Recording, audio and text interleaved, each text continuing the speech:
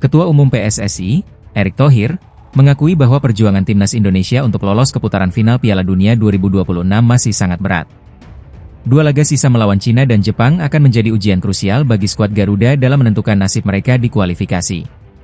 Untuk bisa lolos otomatis ke Piala Dunia 2026 dengan menempati minimal peringkat 2 grup C kualifikasi zona Asia putaran ketiga, Indonesia wajib menyapu bersih dua laga sisa dengan kemenangan. Namun, jika ingin tetap menjaga asa, setidaknya skuad Garuda harus mengamankan posisi 3 atau 4 agar bisa melanjutkan perjuangan ke putaran keempat. Pertandingan selanjutnya melawan Cina dan Jepang tidak akan mudah. Kita harus bisa meraih minimal 3 poin, meskipun semuanya juga bergantung pada hasil tim lain. Apakah kita finish di peringkat ketiga atau keempat dan lolos ke ronde keempat, ujar Erick Thohir. Ia juga menegaskan bahwa peluang timnas Indonesia masih terbuka, meskipun dibutuhkan perjuangan ekstra untuk bisa melangkah lebih jauh. Kalau ingin lolos langsung, kita harus menang di dua laga sisa. Tapi saya tidak tahu, melawan Jepang tentu akan sangat berat. Namun, siapa tahu kita bisa menang? Dalam sepak bola, segalanya bisa terjadi. Bola itu 50-50, tambahnya. Saat ini, timnas Indonesia masih bersaing ketat di grup C kualifikasi Piala Dunia 2026 zona Asia. Kemenangan tipis 1-0 atas Bahrain membuat Indonesia kini mengoleksi 9 poin di papan klasemen grup C. Namun, tambahan 3 angka tersebut belum cukup untuk mengangkat posisi Jai Itzes dan kawan-kawan dari peringkat keempat. Indonesia masih tertinggal 1 poin di bawah Arab Saudi, yang bermain imbang tanpa gol melawan Jepang.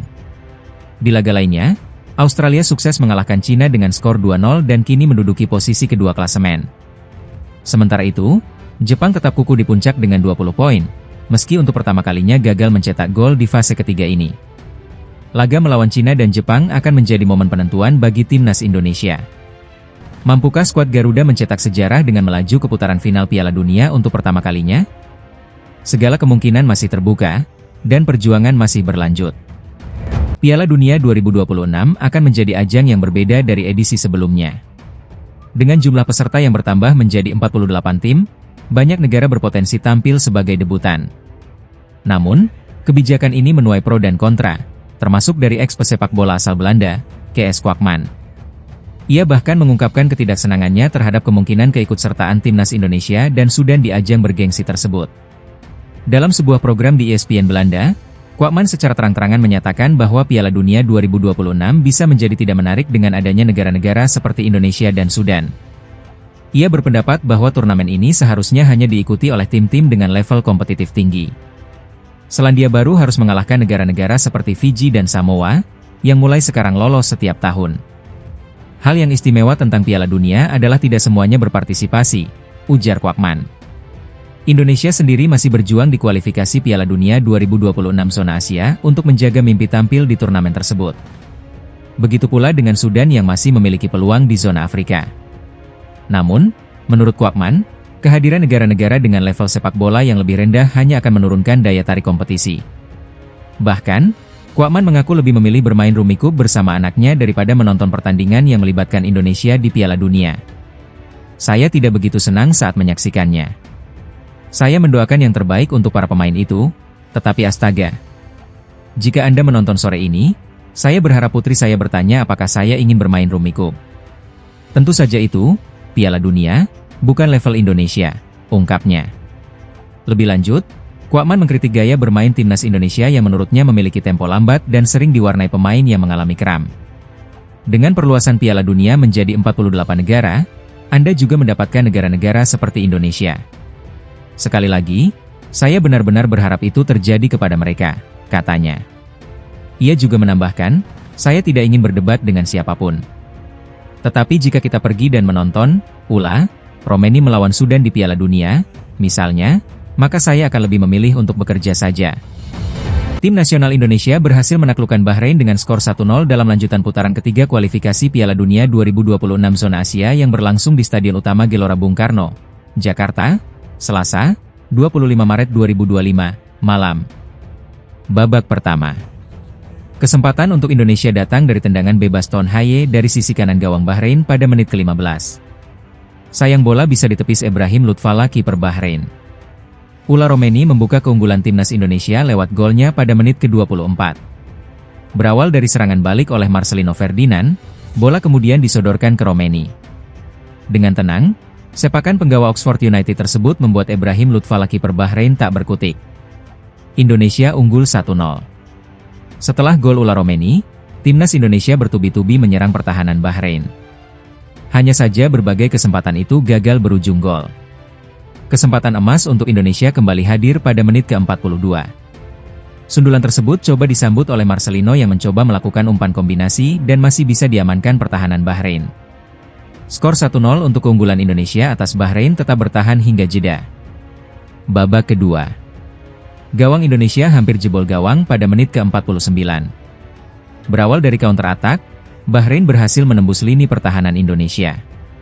Beruntung masih ada Rizky Ridho yang melakukan penyelamatan gemilang dengan menyundul bola hasil tembakan Ahmed Bugamar dari jarak dekat di dalam kotak penalti. Berbeda dengan babak pertama, Bahrain tampil lebih agresif pada paruh kedua ini. Bahrain kembali mendapatkan kans dari sepakan Ali Madan pada menit ke-57. Namun bola mendarat tepat di pelukan Martin Paes kiper Indonesia. Kesempatan pertama Indonesia pada babak kedua hadir dari sepakan Ula Romeni pada menit ke-63. Akan tetapi, bola berhasil diamankan penjaga gawang. Kesempatan emas didapatkan Marcelino setelah menerima crossing Ragnar Oratmangoen pada menit ke-67. Hanya saja tembakan kaki kanan dari tengah kotak penalti, melambung tinggi dan melebar ke kanan. Eliano Reijnders juga membuang kesempatan yang didapatnya pada menit ke-79. Setelah mendapatkan crossing dari Ricky Kambuaya, Eliano sebenarnya berdiri bebas di muka gawang. Namun sepakan kaki kanannya justru melambung. Selepas itu kedua tim saling serang pada 10 menit terakhir. Indonesia pun dipaksa bermain bertahan pada masa injury time menyusul cedera Rizky Ridho dan Ricky Kambuaya. Indonesia akhirnya mengakhiri pertandingan ini dengan kemenangan tipis 1-0. Timnas Indonesia bersiap menghadapi laga krusial melawan Timnas Bahrain dalam pertandingan ke-8 Grup C kualifikasi Piala Dunia 2026. Duel ini akan berlangsung di Stadion Gelora Bung Karno, Jakarta, pada Selasa, 25 Maret 2025, pukul 20.45 WIB, dan akan disiarkan langsung oleh RCTI serta GTV. Setelah kekalahan menyakitkan 1-5 dari Australia, Indonesia bertekad bangkit untuk menjaga peluang lolos ke putaran berikutnya. Meski kekalahan tersebut menjadi pukulan telak, ada secercah harapan dengan penampilan impresif Ula Romeni yang berhasil mencetak gol. Jika mampu mempertahankan performanya, Romeni bisa menjadi andalan dalam membongkar pertahanan Bahrain. Di sisi lain, Bahrain datang sebagai juara Piala Teluk 2024. Namun, mereka baru saja menelan kekalahan 0-2 dari Jepang. Meskipun demikian, Bahrain tetap menjadi ancaman serius bagi Indonesia. Apalagi, dalam 2 pertemuan terakhir, Bahrain selalu menyulitkan skuad Garuda, termasuk kekalahan 10-0 pada tahun 2012 dan hasil imbang 2-2 pada Oktober 2024 setelah gol dramatis Bahrain di menit ke-99. Pelatih Patrick Kluivert diperkirakan akan menggunakan formasi 3-4-2-1 dengan Emil Audero di bawah Mistar, serta trio Rizky Ridho, Jai Itzes, dan Justin Hubner di lini belakang. Sementara lini tengah akan diisi oleh Kevin Dix, Tom Haye, Ivar Jenner, dan Kelvin Verdong. Sedangkan lini depan akan mengandalkan Eliano Reijnders dan Ragnar Oratmangoen sebagai pendukung bagi Ula Romeni yang menjadi ujung tombak serangan. Di kubu lawan, pelatih Dragan Talajic diprediksi menurunkan formasi 4-2-3-1 dengan Ibrahim Lutfallah sebagai penjaga gawang. 4 bek Bahrain diisi oleh Vincent Emmanuel, Walid Al-Hayam, Haza Ali, dan Abdullah Al-Halasi. Di lini tengah, Komail Al-Aswad dan Saidia akan bertugas sebagai gelandang bertahan, sementara Ali Madan, Mohamed Marhon, dan Mahdi Al-Humaidan siap menopang Mahdi Abdul Jabbar yang bertindak sebagai striker utama. Dari catatan 5 pertemuan terakhir, Indonesia hanya mampu meraih 1 kemenangan pada Piala Asia 2007, sementara Bahrain memenangkan 3 laga, dan 1 pertandingan berakhir imbang. Rekor ini menjadi tantangan tersendiri bagi Indonesia untuk membalikan keadaan di laga kali ini. Indonesia memiliki keuntungan dengan kehadiran Ragnar Oratmangoen dan Justin Hubner yang bisa dimainkan. Sementara Bahrain harus kehilangan 2 bek andalan, Hamad Syamsan dan Amine Benadi, akibat cedera dan akumulasi kartu. Kehilangan ini bisa menjadi celah yang dimanfaatkan skuad Garuda. Berdasarkan berbagai faktor yang ada, pertandingan ini diprediksi berjalan ketat. Dengan dukungan penuh dari supporter di GBK, Timnas Indonesia diperkirakan mampu mengamankan kemenangan dengan skor 2-1.